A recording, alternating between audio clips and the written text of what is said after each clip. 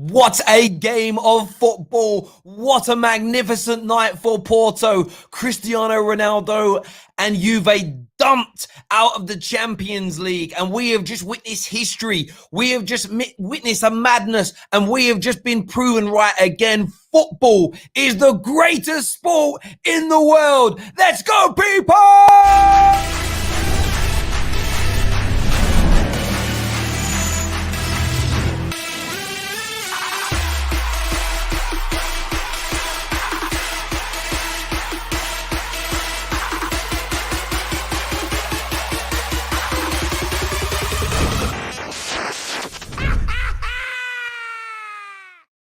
What a night, what a performance, what a game. Put all your rivalries aside, all your agendas aside, and what a night. The goals, the away goals, the red cards, just everything you would want in a football match we have just witnessed there. It was absolutely sensational. What a magnificent night. So I'm updating my title here because I need to get that done right. Absolutely magnificent night for FC Porto. One of their most famous nights in the Champions League since 2004. They were absolutely phenomenal. Pepe at the back, absolutely majestic. He really was. But it wasn't just that. It was the overall strength, the collectiveness, the togetherness of this team. We speak about it a lot here on the terrace. How do you get through moments of adversity? How do you get yourself through difficult periods in games? They went down to 10 men early in that. I want to say it was in the second half. They went down to 10 men early. I feel like I was watching that game for about 6 days. It went on so long. But when they did, their defensive shape shone through. They got the. It was the second half. I swear it was. That was 54th minute. And then they go and concede and go 2-1 down just a few minutes later. They last another 30 minutes. They last majority of the first and second half of extra time. And then Oliveira with a wonderful free kick. Ronaldo bottles it in the wall, turns his back, cowardly. And you would never normally call Cristiano Ronaldo a coward, but he needs that title tonight. Take that. It doesn't matter if that ball's going to break your nose, knock out your fake teeth, damage an implant. You take it full frontal. He didn't do it. But then 2 minutes later, Rabiot goes down the other end and puts the ball in the back of the net. And it was just absolutely sensational. Sensational. And Porto deserve so much credit. They really, really do. What a game. Mentality. Because to make the shape work, to make the play work, to remain confident, you have to have a strong mentality, and it gets you through more times than not. And in fairness tonight, Juve never really looked like doing it. Even when they went 2-1 up and they had a man advantage, they didn't look like doing it. And I have to say this now. I need to get this out. First and foremost, I love Cristiano Ronaldo. He's been one of the greatest players to ever play the game. But I do believe that he is well past his best now. He's been past his best for a few years. He did get an assist tonight, but he is absolutely... Listen, a lot of people look at, he was missing, he's whatever. Yeah, he's not a 28-year-old that's done early. This geezer's, 36, 30, going on 36, going on 37, and he's just at the end. He's at the end of his tether as a football player at the highest level. Still got an assist tonight, but just nowhere near the standard. Doesn't run in the same way. Doesn't work in the same way because he just can't at that age. And I think that in the position that he plays in, it just isn't working for him. We're seeing new young stars come through in the Champions League, the Mbappes, the Haalands, the Phil Fodens and the like. And yeah, he just, it passed his best. The second point I want to make is this. If Paul Pogba's thinking of going back to Juve, I'm going to laugh, bruv. Man United are not exactly tearing up trees, but why would you go to that? They honestly, for all the money, for all the monopoly that they have in Italy, I thought they were like average tonight. I really, really did. What a stupid way to get a red card. Was the best player on the pitch by a mile. Bye. Is that Craprado and Trash Ratter? Okay, cool. Oh, are you talking about Carrad? I can't remember his name now. Corrado. Is it Corrado? Quadrado, that's the one. Yeah, I couldn't remember how to say his name after reading your interpretation of it. Yeah, silly red card to give away, but there we go, bounce back. Let's do another super chat here that's come in that says Rabiot wants to be the star too often. Yeah, look, he took that shot at the end where he should have crossed the ball, there's no doubt, but listen, desperation had set in by that point, and people don't think straight. Pepe is 38. Yeah, but Pepe's in a very different role. Pepe, the centre backs don't cover the same ground that attacking players have to. Come on, Nathaniel. Surely, Nathaniel, you don't need to be taught that. You don't need to be taught that, my friend. 37 next year. Yeah, I knew it was. He was definitely getting on a bit in relation to his footballing age. There's no doubt whatsoever. Well done to Porto is what Romy here says, and absolutely, you've just got to say well done to them because it was a sensational game of football. All your agendas aside for a moment. That's the only thing I think sort of the polarization of football fans sometimes ruins it a little bit for me. You've just got to sit back and say, what a game of football. What a game of football. Two teams who had, like, I'd say possession-wise, only 30% of the ball to Porto. That was before they went down to 10 men. But they look more dangerous. 31 shots tonight from Juve, 14 shots tonight from Porto. Absolutely sensational. Chances created, 27 chances created tonight by Juve, 6 by Porto. In terms of shots on target, 13 on target tonight. So the conversion, that's a difference here. 13. Well, I suppose it's about the same. 13 of the 31 on target, 7, almost 50%, and then 7 on target from Porto. But I felt Porto made Chesney work harder. That's just my view. But there we got Lampard over Pirlo. Listen, they ain't done a great job this year, is he? They're not going to win the league either. But there we go. Ronnie from America out. Are you saying he should go to America? I think that's what you're trying to say, but you just didn't word it particularly well. Chelsea versus Porto. Is the next round already done? Do you know who you're going to get in the next round? Is that already been? I don't know. I can't remember if they do two. They didn't do that. I know they did it with the. What competition did they do it with recently? I think it was the FA Cup they did that with recently. Yeah, I didn't think they did it in the Champions League, but there we go. Let's do a few more of these comments here. Shane says that might have been the best Champions League performance so far in the Champions League from Porto. They were brilliant. I mean, so far this season, definitely one of the best I've seen in many, many years, and definitely Porto's best since the 2004 run. The fans would probably argue something, and that was nearly 20 years ago now. My word, how time flies. It really, really does. Andres Pirlo is the Italian Frank Lampard. Listen, very few managers step into like big jobs straight away and rip the ground up. It can often be too much too soon. It is a completely different skill set to lead and manage people than it is to play in teams. It's as simple and it's as straightforward as that. I don't think it can be denounced at all. We're going to share the link for you to call in and have your say, but make sure you're smashing that like button for us. Hit the share button as well. Really, really important to the terrace that you do that. Share this on your social media streams, your Facebook feeds, your WhatsApp groups. Get people involved now. We're going to share the link for you to call in. I'm going to put that into the live chat, live comment section right about now, people. Want your thoughts, want your views, want your opinions. We're going to have Ram on the show in a few minutes with us, giving us his thoughts and feelings as well. Let's do a few more of your comments that are coming in here when my screen decides to load. Liverpool will get Porto in the next round. Listen, Liverpool needs to get through this round before I think Liverpool fans start thinking about that. That's a weird one. Listen, bro, mad love to you as well, brother. I appreciate the support. Mark here says Porto, I think you meant showed a lot of courage. Fantastic. They did, Mark. They were sensational.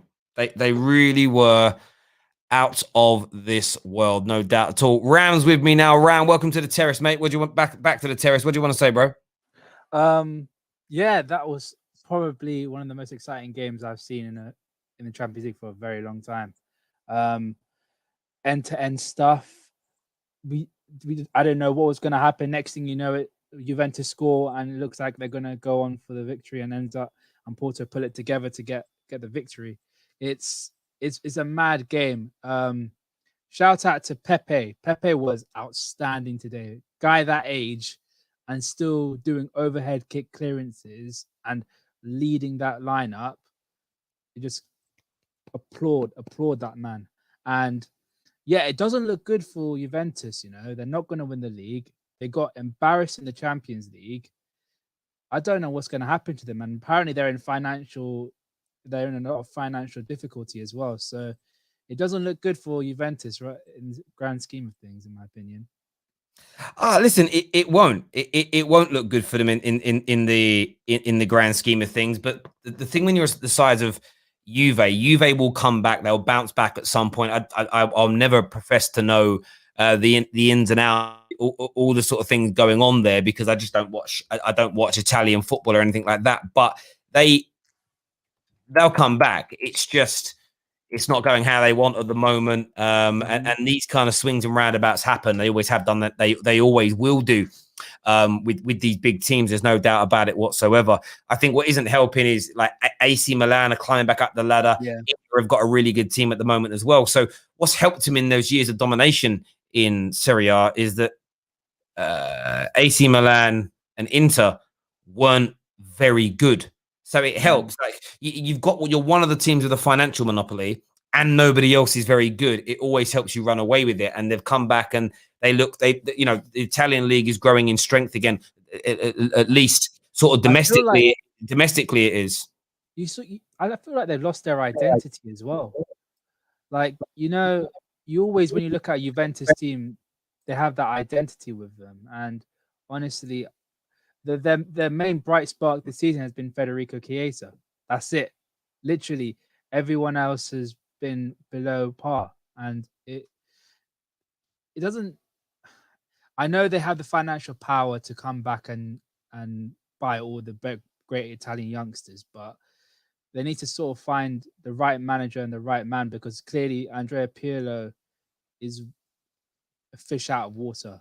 He is not. I don't think he's capable. Yeah, well, you're right. They need the right manager. What they also need is the identity. So it's interesting. Allegri's a manager, and we're going to go to some more callers in a minute. Allegri's a manager, a bit like Thomas Tuchel, that I think's achieved really good things in football, but never really been given the respect. So people say, he's only won Serie A, it's easy.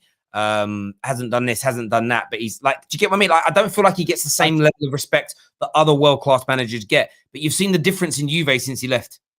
I think on that, especially from Italian fans, they look at Allegri and what he did with Milan, and quite a lot of Milan fans say, along with him and the board, were one of the reasons why they had the massive drop-off that they had.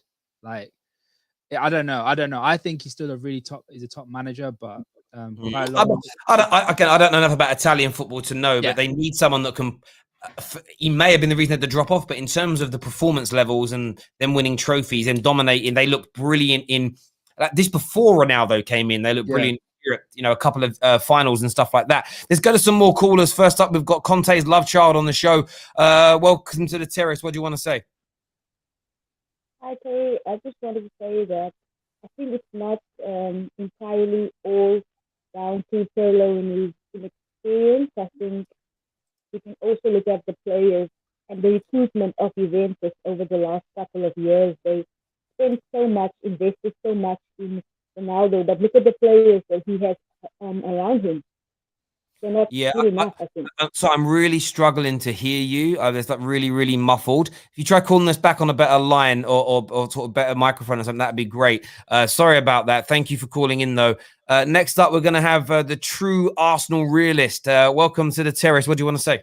Good evening, Terry. Can you hear me? Yes. Yeah. I just want to say that there's a problem at Juventus, and even me as an Arsenal fan, I shouldn't be bantering Juventus because of where we are in the league. We don't have no right to banter Juventus, but I think this season there's been a real lack of how can you say it? I don't think Pirlo has it in him as a manager and as a coach, but he has a squad there that's very old. He's relying on players such as maybe you can say you can't say his name. There's Ronaldo that they rely on to have 30 goals a season. There's people like Weston McKenzie who's been playing through injury. Who I think they just bought from Schalke, 18 million. But there's players there that if they were there, Pirlo would be sacked by now. So I need to push you here. What are you saying then, that Pirlo just isn't good enough as the manager? Is that what you're saying? He isn't good enough. He's like Arteta in a way, but I just don't think Pirlo has it in him to manage a team like Juventus to get them all the way to where they want to be. Well, as you just pointed out, it could just be, and we said it with a few other managers already in recent times, the Lampards of this world. Not everybody's going to come out and do a Zidane or a Pep. Come into a big team as one of their first jobs or their first job, win the league title, dominate in Europe. It's a rarity, and it isn't the Zidane. And it. Well, I said Zidane or Pep. Yeah. They're the only two I can really think of who have stepped into major clubs as their first jobs and actually delivered to the standards that those clubs set. I can't think of anybody else that's actually done that. So I think they'll be looking at Pirlo, and they'll be looking at Nedved, who of course makes decisions there. They've collectively decided to do this. And as we always say, the players take accountability for individual games. Managers take accountability for overall season performances and lack thereof. But then the board have to take accountability, the sporting directors, etc., for picking and putting into place the coaching staff, and vice versa. Everybody's accountable when you fail on the pitch over a period of time. And Juve need to really sort it out soon. They really, really do. Thank you very much, bro, for coming on and having your say. Really appreciate that, Abs. Rodrigo here says, Terry, all or nothing 21, Juve will be interesting. We'll say it will be interesting. Man City's was interesting because it was a really successful season. So they showed us everything. Because if it's going really well, you want to show everybody, right? Spurs' was awful. Like Tottenham were filming it through the whole Poch sacking. You didn't see any. I wanted to see the meeting where he was sacked. I wanted to see arguments, but it was just honestly a piece of watered down PR stunt. I know a lot of you are trying to call me on Discord. Don't. If you're watching, come into the chat here on YouTube. I'm going to keep sharing the link in the comment section. You can phone in that way, people, and have your say. I also want to speak a little bit about Haaland tonight, because another 2 goals for him. That's 20 goals in 14 matches. Igal's been in the group chat saying, I'm doing a match reaction. Igal, you need to come out here and answer for your crimes. I am calling you out, Igal. You called Haaland a fraud. You called Haaland a fraud. And let me tell you this about Haaland now. I'm making more big claims tonight. Haaland has created the foundation to go on to be the greatest ever goal scorer in football. He's created the foundation to go and do that. The fastest player in the history of the European game to score 100 goals. He's 20 years of age and he's bagging left, right and centre. Better start to his footballing career than Messi. In terms of output, I'm saying goal scoring here, not as overall ability before anyone cries. Better start than Messi, Ronaldo, R9, Lewandowski, Michael Owen, all of these guys that started, even Mbappe. And he has this opportunity to go on to do greatness. Anyone calling him a fraud is going to get shot down. We're going to cancel you like we cancelled Piers Morgan. It's happening because it's a madness. We should just be sitting back right now, watching Haaland play and saying, how lucky are we? We're losing Ronaldo. We're losing Messi. They're going out to stud. They're going on to new dimensions in their lives. But we've got Mbappe and Haaland coming through that from an output point of view could break Messi and Ronaldo's records if they continue in this vein. It's absolutely mad. So, Igal, where are you, bruv, with your Haaland nonsense? Man like KJ's in the house with us here. How you doing, bro? Yo, people. I hear people chatting about Pirlo, innit? One second, let me just switch over my mic. I hear people chatting about Pirlo, innit? What did you expect? The man was in junior management for 10 days. 10 days, and then they gave him the job. Who thought this was going to be a good idea? Poch, sorry, KJ. Poch was available. Poch was available at that point in time. You could have got him. Yo, you could have went back to Allegri after your experiment with Sarri failed. What did anyone else expect from this. I hear people say he's not good enough. Of course he's not good enough. He's been a coach for like a year. I just don't get why people are trying to... Everybody is trying to create the Pep Zidane effect of bring in a legend and they might do something magical. In life, it just doesn't work like that. It's like taking your best salesman who's never had a job in leadership and going, right, you're going to be the MD of the business now. I don't have a business degree. I've never led a team before. I don't really know what to do in adversity. I've never been in a difficult situation. I never had a HR case against me. I've got no understanding. I didn't even really think about this 2 months ago. You'd never do it. You destroy your business. The way these football clubs make these decisions in the hope, that's where it's them kind of decisions are far too romantic. They're awful decisions. I think that's even with Zidane, he was a manager of Castilla, fam. He was a manager, if I pronounced that right. He's manager of the B team. Yeah. Pep was manager of the B team. Those two guys had time to formulate something as a coach with the youth, with the younger players. Yeah. Pedro, go one further. 10 days, 10. No, even when Pep was manager of the B team at Barcelona, I swear they got promoted. They were too good for the second division, so they obviously can't go into the first division because obviously Barcelona. And do you know what, bro? And even with those examples, they're rare. If you can find me other managers, if you even look at like Jose, one of the best managers of the last 30 years, Fergie, one of the greatest managers ever. Look what they started off doing. Look at all the jobs they had in leadership, who they were mentored by before they went into their roles. Steven Gerrard is doing the right thing. He's currently managing at a level which I believe is below the championship. I do believe if Celtic and Rangers were in the championship, they'd come top 6, 7 maybe. So he's gone championship level of football to cut his teeth, where the pressure's not as high, the league isn't as hard, and you can kind of learn and get your way through. If Frank Lampard did another 2 or 3 years at Derby and then got the Chelsea job, you would have seen a better manager, a better individual. It's one of the reasons why Ollie, he might be inept tactically to some people, but man management skills are on point. Why? Because he's got 12, 13 years of coaching and leadership. He understands how to do that. The Juve have messed up hugely. They've been dumped out the Champions League tonight. Smash that like button, people. Let's get this past 1,000 likes. Next caller, we're going to get who am I going to pick? I'm going to pick Abdul Karim to bring on the show. What you saying, bro? Not much, man. I'm doing good. Can you hear me, though? You can hear me? Perfect. Yeah, I'm kind of confused as to where Juve goes from now, because clearly you see that Ronaldo is nowhere near the player he was just like 3 years ago.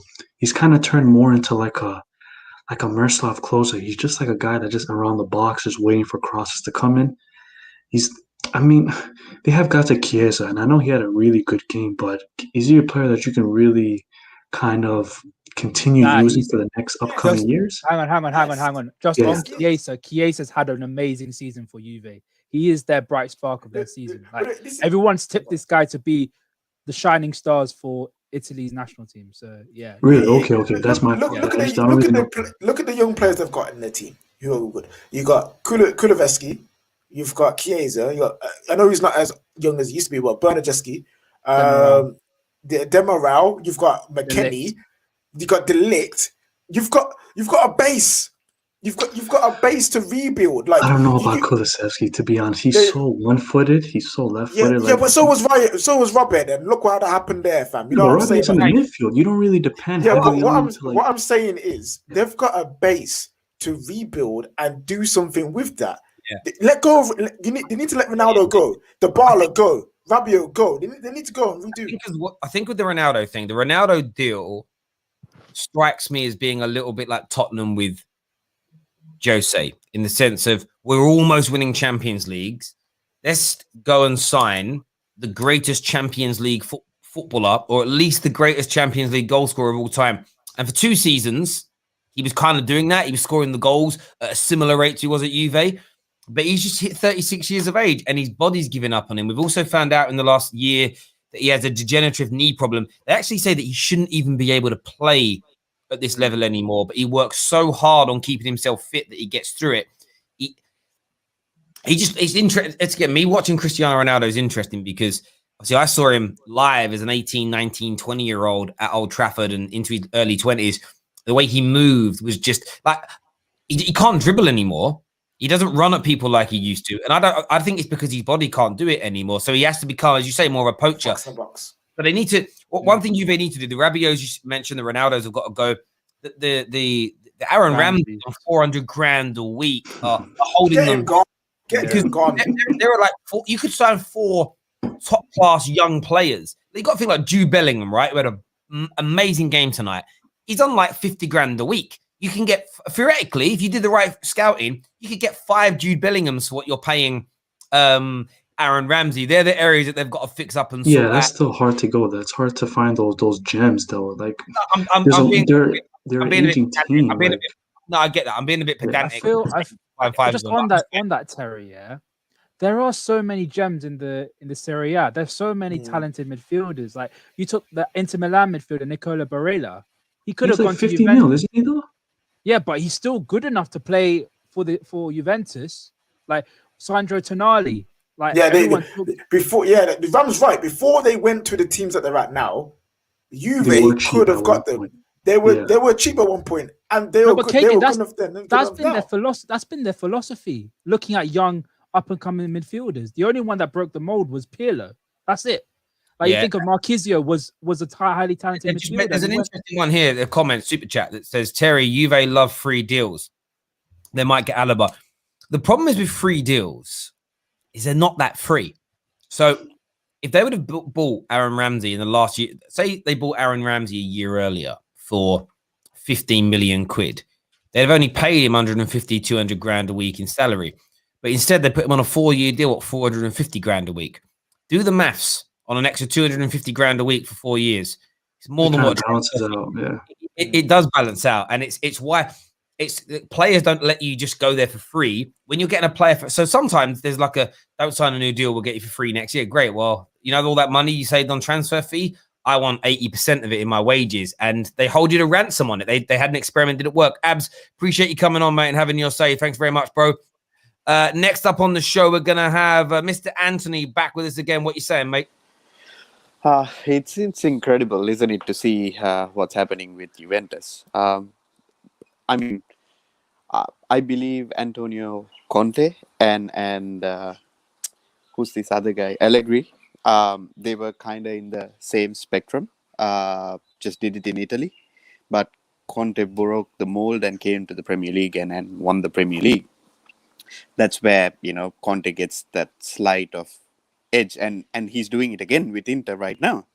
Look at how they play, and I believe Allegri needs to get a lot of credit for what he achieved with Juventus, and I don't think Pirlo is able to do. He's like another Frank Lampard, to be honest. It hurts me to say it, but he's just another Frank Lampard. He's not even. The thing is, he's not even that.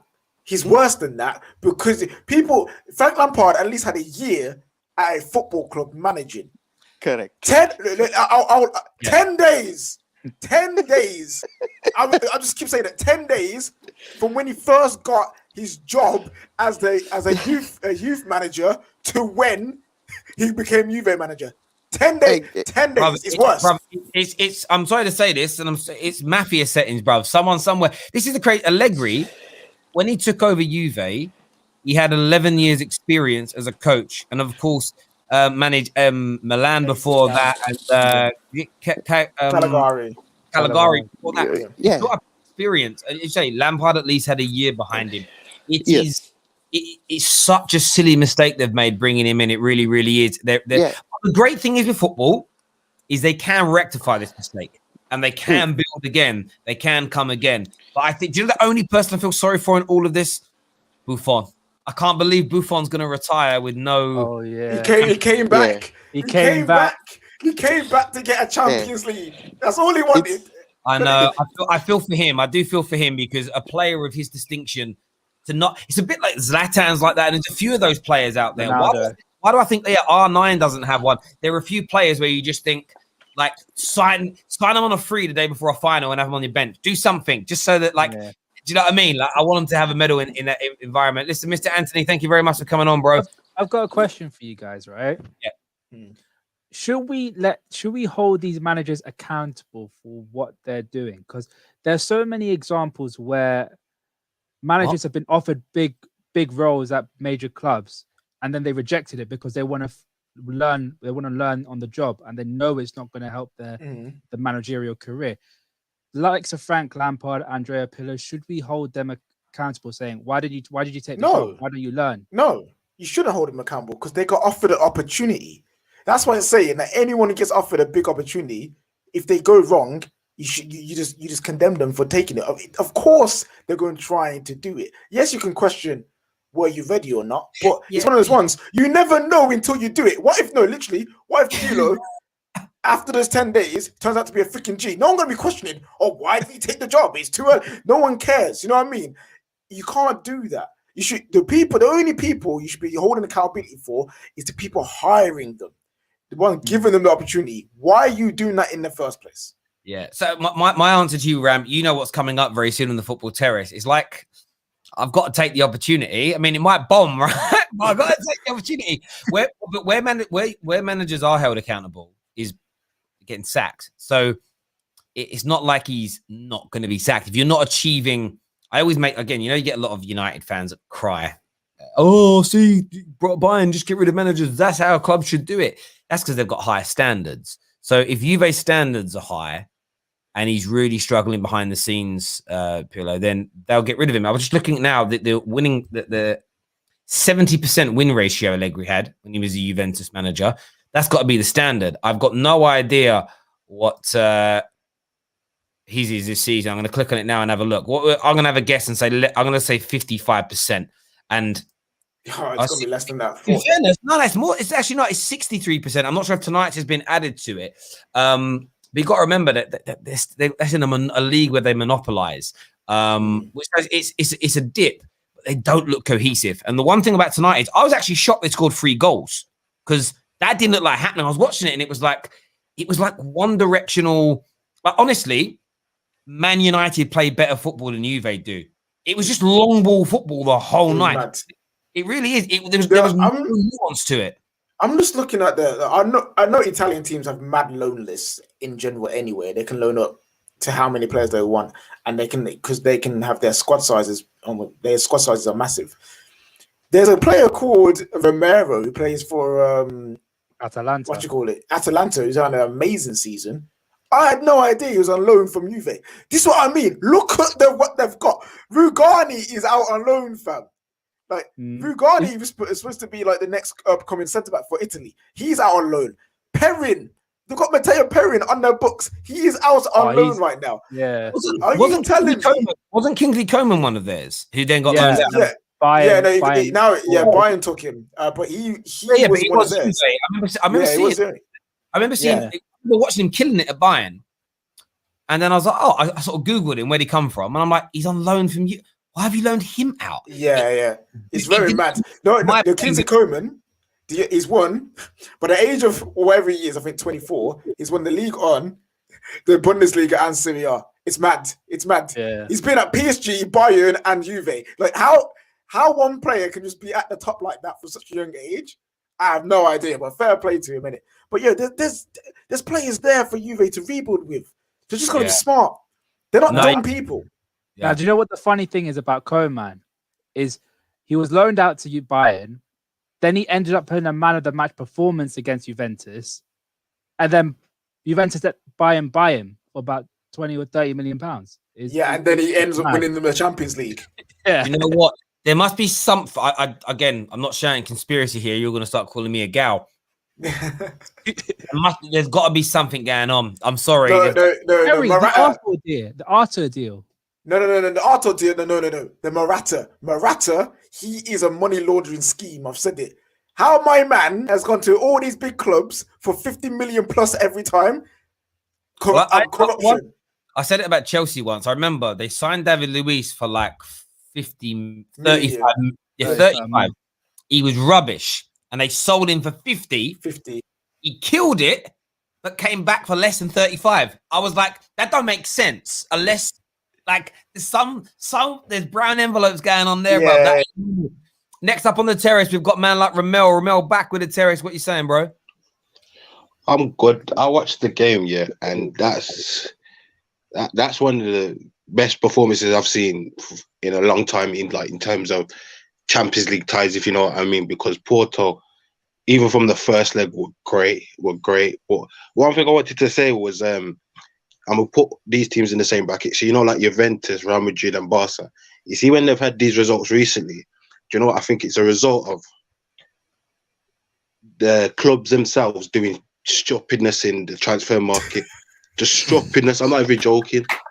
Do you know the one time with Juventus? You know the one time with Juventus? I don't understand how they can let João Cancelo go to City, but bring in Danilo, who's like 32. Oh yeah. You know what I mean? Yeah. That don't make no sense to me. That. What? You know what I mean? Yeah, that's how. Juventus. Yeah. That's how Cancelo ended up Man City. They traded him for Danilo, bro. I'm telling you, there's some madness. There's corruption. Honestly, I've watched Goodfellas. I've watched Casino. I've watched The Godfather. Something's going on. Something's going on with these kids. Something's happening. Somebody else owns them, not the club, right? And then like, I don't know, some businessman, I want to call them businessmen, are buying the players' cards, but letting Juve own them in proxy. And then when a club offers a certain amount of money, they say there's going to be a profit. They're being forced into selling them because that makes no sense. Like there's definitely Joe Pesci is running that club, bro. Joe Pesci and Robert De Niro are running that football. I told you. I've said it some time. If you want to talk about corruption, sorry. Now I'm saying if you want to talk about corruption, go look at Italy and certain clubs there, fam. That's where you want to look at corruption, fam. Jeez, man. Do you know what the worst thing as well is? Nah, my apologies, bro. Do you know what the worst thing is as well? They do it all between each other as well. You see in the summer, how is it Juventus how is it Barca take 30-year-old Pjanic and give him 20-something-year-old Arthur, who statistically does nothing anyway? Do you know what I mean? It just makes no sense. How is it Real Madrid spent altogether probably about 130 million on a nearly 30-year-old Hazard who has just done nothing but eat food? Do you know what I mean? These clubs, these bigger clubs, should I say, who are known to win things, have fallen because they've done stupidness. Just stupidness. That's the easiest thing. That's the best way I can articulate it. That's the what I should say. Because it's crazy. It's crazy. I agree. And honestly, I don't know what or why I would love to see. For me, if I'm going to hazard an opinion and hazard a guess, there is some kind of, and I wouldn't even call it, there's some falsifying of documents for financial fair play, like rotate things like that. People are making, or it isn't even as corrupt as that. It's just people are they're making money off it. You know how we heard Sam Allardyce basically said to Ravel Morrison, we want to give you a new deal. Well, I know we'll increase your salary by 10 grand, but you've got to sign with my agent. No, all right, we'll sell you then. It's like that. We know that goes on in football. So why would it not go on a wholesale level between clubs where maybe like sort of certain boards of directors, like we buy a player for $1 million and we make a profit on that player. And I don't know how they work the profits out, but it costs $1 million and it's going to cost us 1.5 million in salary wise here. If we sell him for more than 5 million, we all get £500,000 each cash out of the deal. It could just be that, which in itself probably isn't even corruption. It's probably legal within the sport. You've heard things about other managers in the Premier League having clauses where they get a percent. Sean Dyche has that, innit? Yeah, so I wouldn't be surprised if at board level it exists, and they look at someone like a Cancelo deal, and it's like, oh, listen, we're getting a good player like Danilo. Cancelo goes out, and for us board members, that's a £500,000 bonus each this month. Like, if we found out that was happening in football, it wouldn't be a moment where I'd go. I would be, but I wouldn't be shocked. I wouldn't sit there and think, oh, that's crazy. I mean, you're talking about, especially in Italy, with respect, match fixing. Weren't you like demoted to they're relegated and had titles stripped from them, innit? Yeah. It isn't like corruption hasn't been there before. By the way, it won't just be the Italian leagues. I think these things happen across the board. It's just some of these transfer deals, they don't make sense business-wise or footballing-wise. You know what this shows, though, in this current time of football, that if you're smart up and coming team who do their due diligence and focus and just stick to football and doing well, you can surpass these big teams, because these big teams have taken their dominance for granted. They clearly have. The only one that hasn't is Bayern, because look how they plan and move in the transfer market when it's time. These big clubs, Manchester United, Arsenal, Juve, Barca, Real Madrid, they have taken Liverpool. their dominance, and Liverpool. Yeah, Liverpool now, but they've taken the dominance for granted, and now look, they're just falling apart. And if you're a Leicester, if you're a AC Milan who's coming back up, if you're Inter Milan, if you're all these smaller Leipzig, all these smaller teams, if you have a plan, smart and do it smartly, very calculated, and do everything right, you can surpass these teams. It's doable. But this is the thing. I feel like on your point though, KJ. I feel like the bigger teams know this. That's why they're trying so hard for the Super League thing. You know what I mean? To pull away. But that the Super League for me will never get off the ground. It's too much. Like, imagine United fans traveling to Bayern. That don't make no sense in terms of weekend games and stuff like that. And the fans won't have it. I personally wouldn't have it because I support Liverpool and it'd be a piss take. But I feel like that's what the bigger teams are trying to do, to pull away, so a Leicester story can't happen. No, you're absolutely right. They're trying to pull rank, and what they don't want is that none of them are major fans of City. They're not fans of PSG. Germany despise RB Leipzig for reasons because of their ownership and stuff. But everybody's trying to stop these. That's why I've always said, like, I've never really had an issue with how much money these clubs spend, because I don't want to hypocrisize myself, because I'm moaning about a billionaire owning City or Chelsea, and then Man United get bought by one. Trust me, if we get bought by a City level billionaire or a Chelsea level billionaire that wants to spend money and make us the best team in the world again, I'm taking a week off work and I'm going to be drunk 7 days flat. I am partying. Kids can look after themselves. I don't care. Kids, daddy's partying. Like, I'm celebrating that. Let's do some more calls here. Leo's with us. Leo, what you saying, mate? Nothing. Where's the gal? Where is he? Where is this guy? He's in the mud. Like, he's in the mud because he knows Haaland is a beast, man. Nah, he needs to pay for his crimes, bro. Crimes. I don't.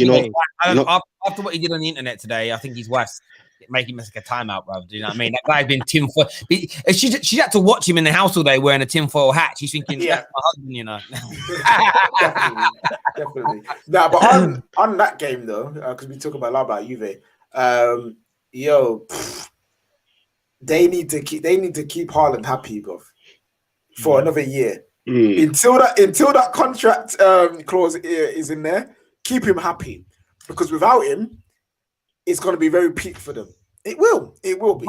But having said that, if they sell him this summer, if they don't make the Champions League, they're going to sell him, because Haaland's transfer clause next year is about 50 mil, which is what they get about for being in the Champions League.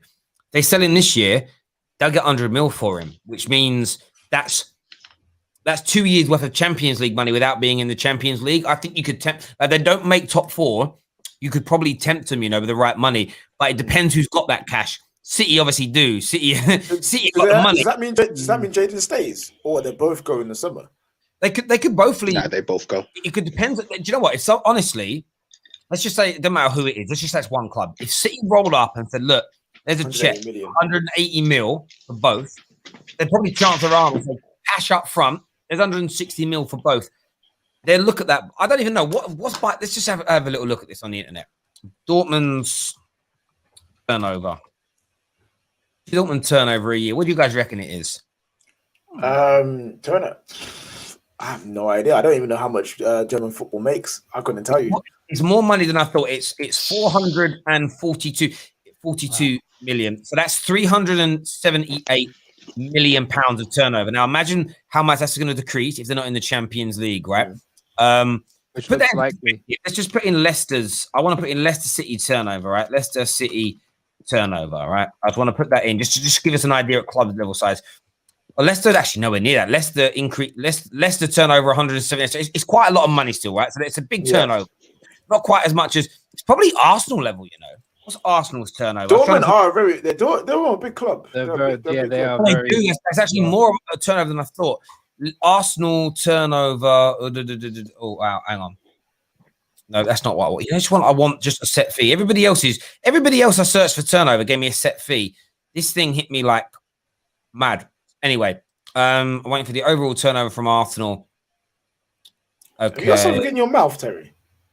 Yeah, a throat sweet. Sorry. I was about to say, it sounds like you just developed a lisp over like 2 seconds. No, it's like 400. So in the 2019-20 season, obviously it decreased because of no match revenue. It was just under 400 million. But generally, it's over that between 400 and 500 million, right? So they're like 100 million or so behind Arsenal on standard levels, right?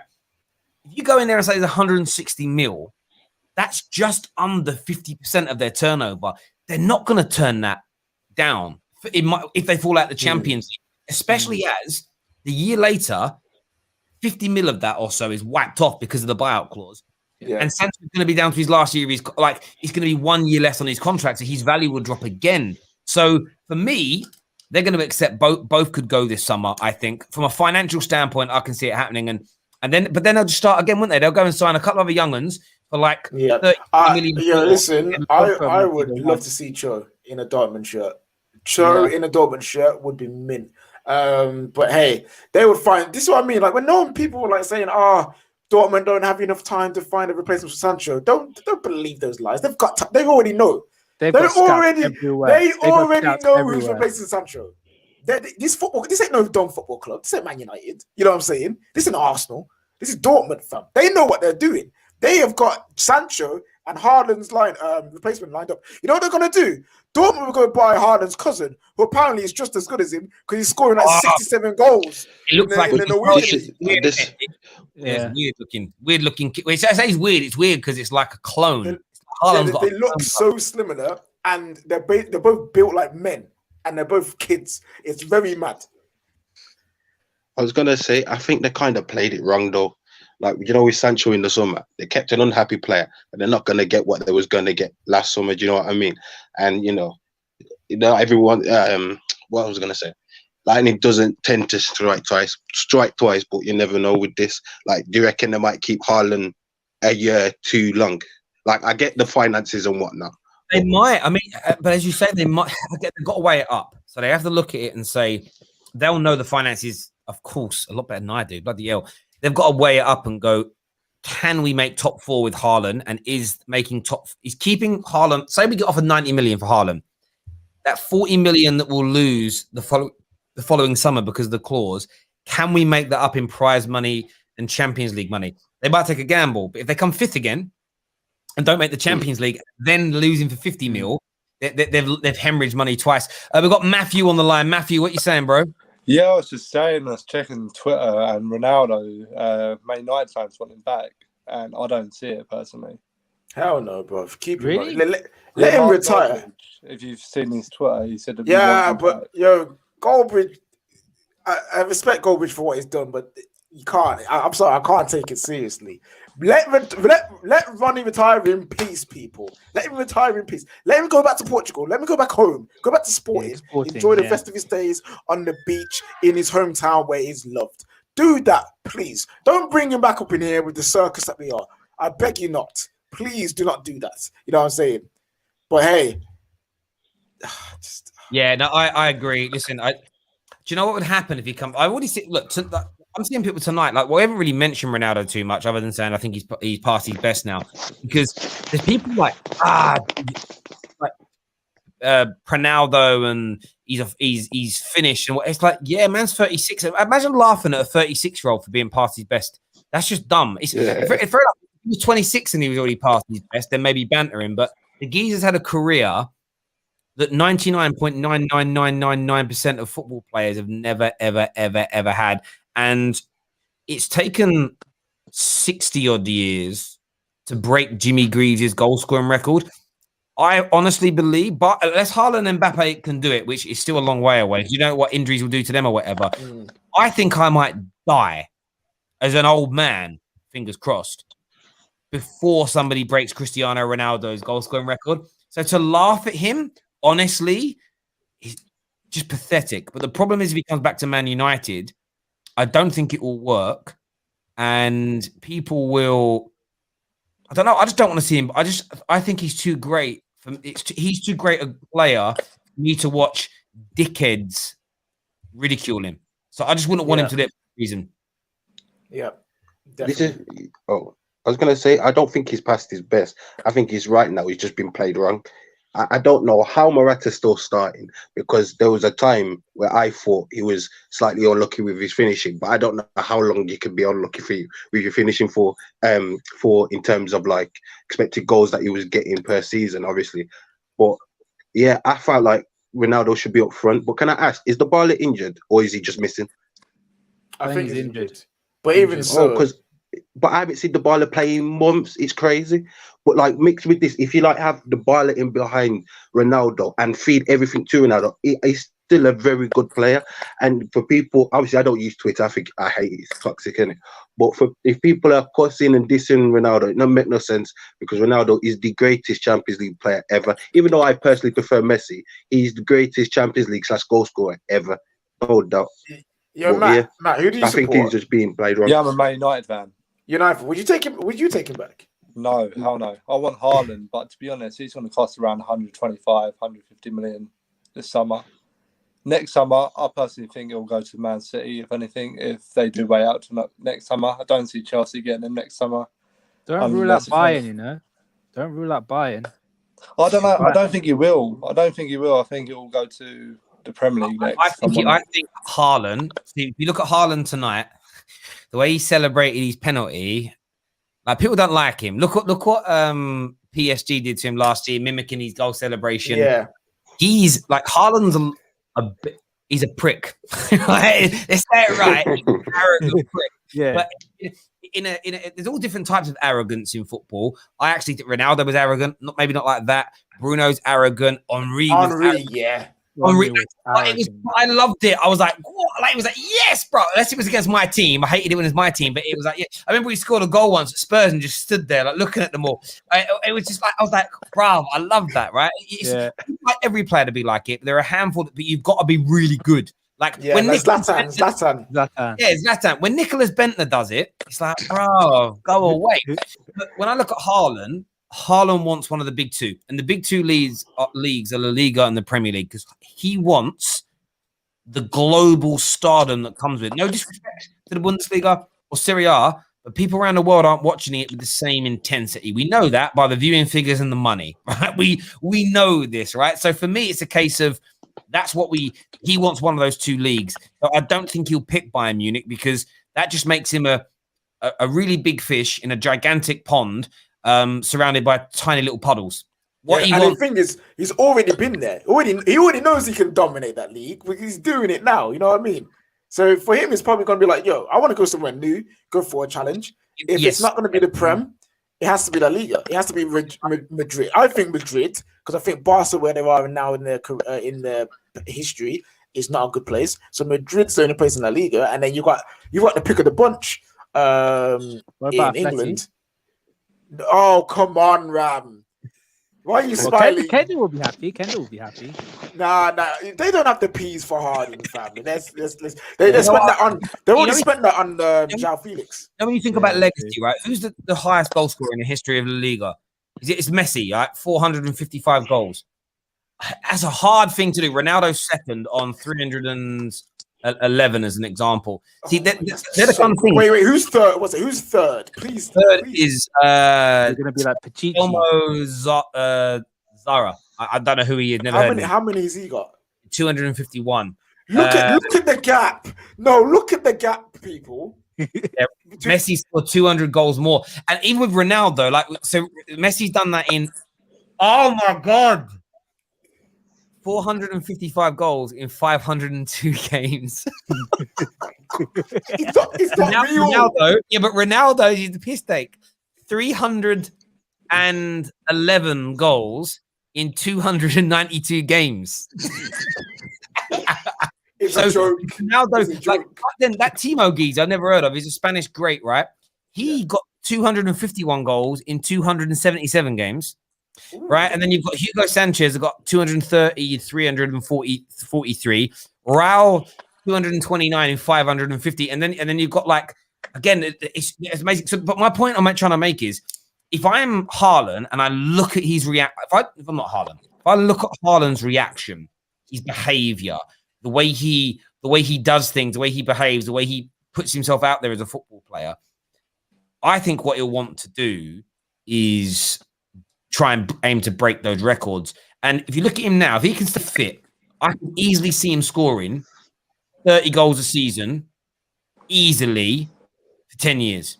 Which means he could go to the Premier League and beat Alan Shearer's record. He could do that, and I think people like him want that. He's already said like Ronaldo's like his idol. He wants to beat and break the record. The only way he's going to do it is lasting into these mid-30s and staying fit that whole time and staying hungry. But I just don't know. I mean, Lewandowski's got good notoriety doing it at Bayern Munich, but there's something about, especially with the other key factor is going to be where does Mbappe go? Because I think he might be in the same league as Mbappe as well, to be fair. On the Lewandowski may I just say, yeah, I don't take it how it is, yeah, but in the Liga, they have 4 men on above 200 goals, the top 4. In the Premier League, there's only 2 men on 200 goals plus, Shearer, isn't it? which is Rooney and Shearer. Take it how you will, but those 2 men there, Messi and Ronaldo, took the piss. It's a joke. It's an actual joke. They went to that league with 2 men on 200 something goals. I know Raul was just finishing up there as well with Ronaldo, and they outscored them. Yeah, but the only thing you've got to throw into consideration is the Premier League only started in 92. If you actually do it the other way around, so I'm looking here all time. If you actually look at it in Rush. Yeah, no. So yeah, if you actually look at it if you put the first division and Premier League together, you've got Jimmy Greaves, who scored 357 goals. He's a guy I just mentioned. You've got Steve Bloomer. Again, these are like old school, like some of these Spanish guys, 314 goals. These are league goals. Yeah, league. Yeah. Dixie Dean, who I swear he played for Newcastle. Dixie, but this is English football heritage. He scored 310 goals in 362 games. But these guys were the same era as the Stefanos and people. Glenn, you got like Alan Shearer's up there because Alan Shearer got what we now call the Championship, but when it used to be the highest league, he's actually got 283 goals at the highest level. You know, you've got Charlie Buchanan, you've had Nat Lofthouse, 255 goals. So we've got the top. Wow. The top 21 goal scorers. Sorry, I'm a liar. The top 26 goal scorers in English league history in England all have over 200 goals. Like Dennis Law's on there. Vic Watson's on it. Wayne Rooney's, of course, on there as well. Yeah. Wayne Rooney's literally Wayne Rooney, and that's why Wayne Rooney's so disrespected. Wayne Rooney and Alan Shearer. These are English people, actually, rather than it being. Actually, I don't know. Where's Shearer? No, Aguero should be on here as well, I'm sure. Like, no, Aguero hasn't hit it yet. He's on 108. It just goes to show, like, Tony Cotty's on there. That's a madness. Like, people don't look at him, but like we have that same thing. But with the league, if you just look at it as like, if you looked at the same time period of the Liga and the Premier League, you probably only have 3 players that have gone 200 plus. Does that make sense? So it's still amazing that they Messi and Ronaldo. I think that, just to contextualize it. Yeah. Also, can we put respect on Uncle Andy, please? Uncle Andrew, fam. Uncle Coley, fam. 3rd highest goal scorer in English and in the Premier League. All right, listen, no more disrespect on my uncle, please. About he wasn't even that good. What else could he do besides score goals? Who didn't need to be a Dwight York who we used to keep off? Uncle York, fam. Yeah. Uncle Coley, man. Yeah, he was very good. 287 goals in all league goals. In fairness, in league goals, he did obviously do a little bit in the first division. That was before the Premier League, to be fair. He had obviously the last sort of few years, but he's got 229 goals in league competition. Like that weren't too bad. Like it's still pretty damn good. Still pretty damn good. It really, really was. He was a top player. There's loads of good players on there. Ian Wright, really good goal scorer. I do as well. I'm going to be maybe a bit controversial. Premier League's harder, isn't it? It's harder to score goals here, in my opinion. So who do you take, Haaland or Sancho? 100%. Who do I take? It's a really good question, but for me, that right-hand side needs to be fixed first. I would pick Sancho if you had both in front of me right now, but I wouldn't be upset with either. Like, do you know what I mean? It's like putting Beyonce and Rihanna in front of me. I do have a preference, but listen, if one of you want to pick first and leave me with the other, I'm good, man. I'm good. I'm good. I'm good. Guys, I've got to go, though, because I've got to go to bed. Listen, everyone who's tuned in tonight, a massive thank you to each and every single one of you. Please subscribe to the Football Terrace right now. Turn on the bell notification button, which is really important to us. Sign up to the Discord server. All the information is inside our description.